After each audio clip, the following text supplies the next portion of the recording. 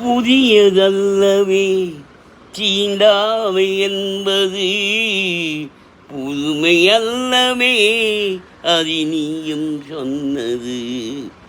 புதியதல்லவே தீண்டாமை என்பது, புதுமை அல்லவே அது நீயும் சொன்னது. சொன்ன வார்த்தையும் இரவல் தானது, சொன்ன வார்த்தையும் இரவல் தானது. திருநீலகண்டரின்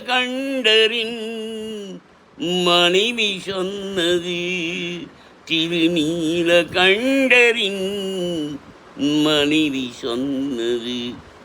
நிலவை பார்த்து வானம் சொன்னது, என்னை தொடாதே.